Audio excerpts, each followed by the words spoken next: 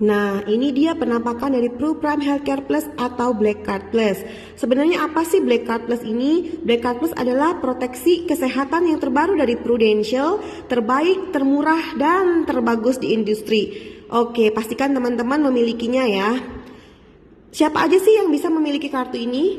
Nah, bagi yang udah berusia 30 hari usia sebenarnya sampai usia 70 tahun usia berikutnya. Jadi tahun ini 69, tahun berikutnya 70 itu bisa ngambil PPH Plus ini. Tapi kalau udah lewat dari 70 udah nggak bisa lagi ya teman-teman. Nah, jadi pastikan sebelum usia itu teman-teman udah memiliki. Karena semakin lama semakin tua semakin mahal, oke? Nah, apa aja sih sebenarnya manfaatnya dari PPH Plus ini? Oke. Black Card ini atau PPH Plus ini punya 5 plan, oke? Plan yang pertama adalah bronze, nih ya teman-teman, bronze.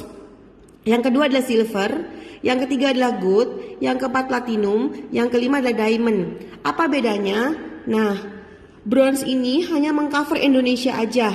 Silver mengcover Asia kecuali Singapura, Jepang, dan Hong Kong. Kalau gold mengcover seluruh Asia. Kalau platinum cover seluruh dunia kecuali Amerika Serikat. Kalau diamond cover seluruh dunia. Oke, terserah teman-teman mau pilih yang mana. Kalau teman-teman bilang, saya mah mentok-mentok berobat di Singapura, ya udah berarti teman-teman ambillah yang gold. Saya mah mentok-mentok ambil di Malaysia, gua nggak akan lah ke Singapura. Jadi teman-teman ambil aja yang silver sudah cukup. Oke. Nah, saya kasih contoh yang Jessica. Jessica ngambilnya gold, teman-teman ya. Nah, teman-teman, baik bronze maupun silver maupun gold, ini ada 2 pilihan, A dan B, A dan B, A dan B. Ini maksudnya apa? Kalau teman-teman pilih A, itu artinya 1 kamar 2 kasur yang terendah di rumah sakit. Kalau yang B itu 1 kamar 1 kasur. Oke ya.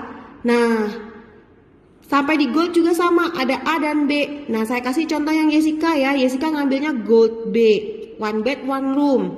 Oke, berarti cover seluruh Asia, termasuk Singapura, Hong Kong, dan Jepang. 1 kamar, 1 kasur. Oke, nah kemudian ada opsinya, opsi 1 dan opsi 2.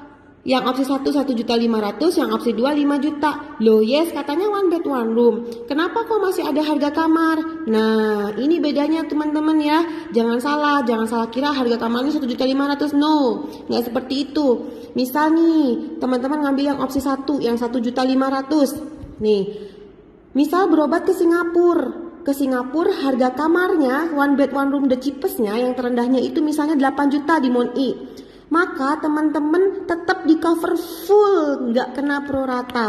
Oke, jadi abaikan dulu ini opsi-opsinya. Yang teman-teman ingat adalah 1 bed 1 room the cheapest di rumah sakit itu. Jadi kalau teman-teman ke Singapura harga kamarnya 8 juta, meskipun teman-teman ngambil opsi 1 tetap di cover 1 bed 1 room tanpa prorata. Tapi kalau misalnya nih Jessica ke Garut atau ke Tasik, terus tiba-tiba demam dan harus masuk rumah sakit di Garut atau di Tasik. So, di rumah sakit di Tasik 1 bed 1 room the cheapestnya harganya 500.000. Misal begitu ya, di Tasik 500.000. Nah, Jessica boleh upgrade, boleh naik ke VVIP atau VIP yang harganya 1.500.000. Jadi gak melulu 1,5 aja.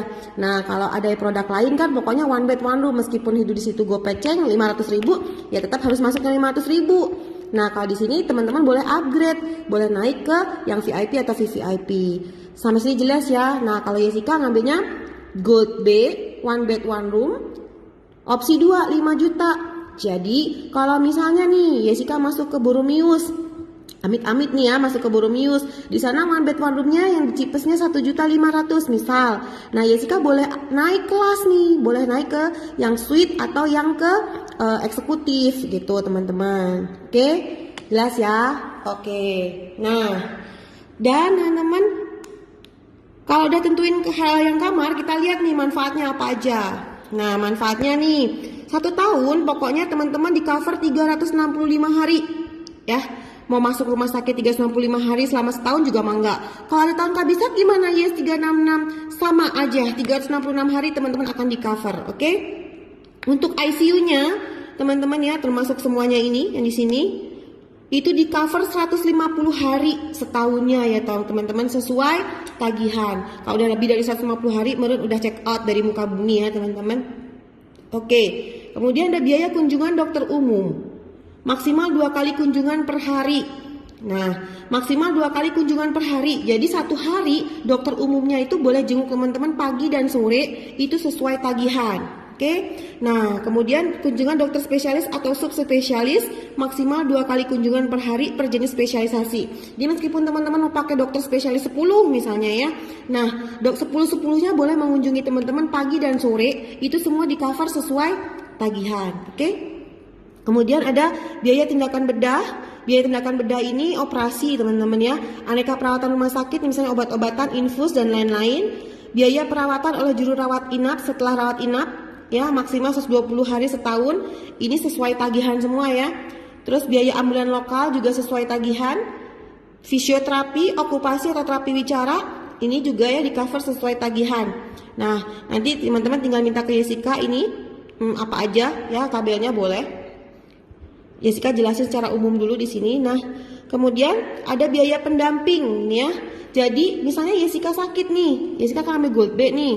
Nah, si Sandi suami yang nemenin itu dapat jatah 850.000, tapi bukan dikasih uang 850.000 ya. Misalnya mau pakai extra bed atau makanan dari rumah sakit itu dikasih di cover sama Prudential. Oke ya.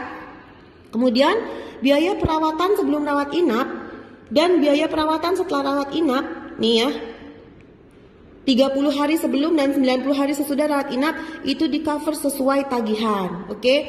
Misalnya kayak apa sih gitu ya. Misalnya hari ini Jessica sakit demam. Udah gitu gak sembuh-sembuh 3 hari, Jessica ke dokter. Kata dokter disuruh periksa darah. Kemudian Jessica periksa darah dan hasilnya kata dokter demam berdarah, harus masuk rumah sakit. Kemudian Jessica masuk rumah sakit 7 hari. Nah, selama 7 hari di cover sama Black Card. Kemudian setelah keluar dari rumah sakit, Jessica masih harus cek dokter, periksa darah lagi. Jelas ya? Nah, biaya sebelum Jessica masuk rumah sakit itu yang ke dokter dan cek darah, dan setelah keluar dari rawat inap, itu semua boleh dirembes teman-teman ke Prudential dan di cover dengan sesuai tagihan. Oke, jelas ya? Kemudian ada biaya bedah, rekonstruksi payudara dan rekonstruksi wajah teman-teman ya. Nah, ini teman-teman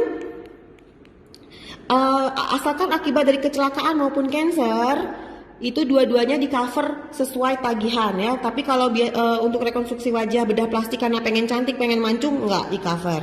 Oke. Kemudian ada biaya penggantian biaya donor pihak ketiga. Misalnya Jessica ginjal dan harus transplantasi ginjal, Jessica mah pasti di cover. Nah, orang yang nyumbang ginjalnya ke Jessica juga di cover sesuai tagihan. Jadi nggak cuma Jessica aja, tapi yang nyumbangnya juga. Oke. Kemudian ada manfaat santunan harian. Per hari maksimal 100 hari per tahun. Nah, ini kalau Jessica ngambil Gold B, ini dapatnya 1.500.000. Ini maksudnya gimana sih, Yes? Misalnya, Jessica punya Prime Black Card ini yang Gold B. Kemudian Jessica juga punya BPJS atau asuransi lain misalnya gitu ya. Anggap aja pakai BPJS. Jessica teh cuma demam biasa. Palingan juga habisnya kecil. Udahlah Jessica pakai BPJS aja. Nah, Jessica punya PPH, tapi Jessica di covernya pakai BPJS. Maka kata Prudential teh gini, oke, karena lu punya PPH, tapi lu nggak di cover PPH, di cover sama BPJS, maka lu dikasih ganti uang santunan harian ya, sehari di rumah sakitnya 1.500.000. Jadi ini bisa double claim sama BPJS, gitu teman-teman ya, ngerti ya? Oke. Nah, itu yang untuk manfaat rawat inapnya. Sekarang saya mau jelasin yang rawat jalannya. Oke.